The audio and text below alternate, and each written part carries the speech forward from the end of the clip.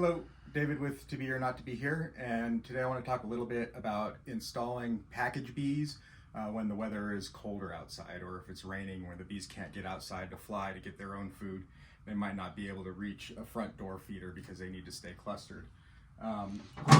One of the things that you can do to help is to use a product called a queen cage holder.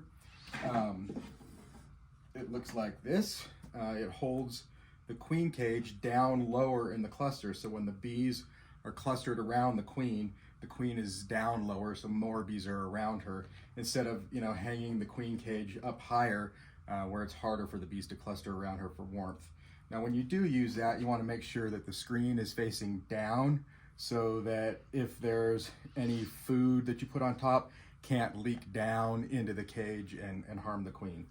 Also, when you're installing your queen and your package, you want to make sure to install that queen directly under where the notch or the hole in the inner cover is going to be, and that way if you're feeding with a top feeder, the bees can be clustered around the queen and in contact with the food at the same time.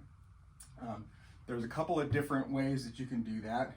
One is with like a quart jar or other mason jar with a perforated lid in it, and you just put that directly over the inner cover. You put an empty deep or probably deep box around it and put your lid on top of that.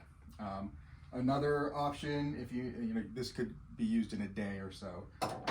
Another option, if you needed a longer period of time, would be to use a larger feeder, like this gallon paint jar. Same thing, you drill holes in the top and you would invert that directly over the cluster with an empty box around it, and that way the bees can be around the queen and in contact with the food at the same time.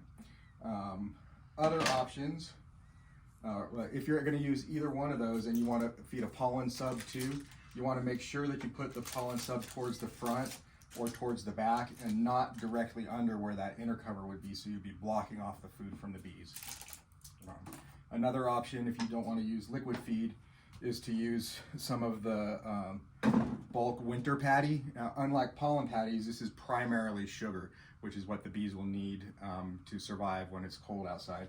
And you can open this up, it's like a sugar paste in there, and you can either put it directly on top of the bars, right over the top of the bees, or you could put like a piece of parchment paper and put the patty on top of that, and then just put the inner cover and top cover right down on top of that. And that's all I have for winter feed, or not winter feeding, but cold weather feeding of packages. Thanks.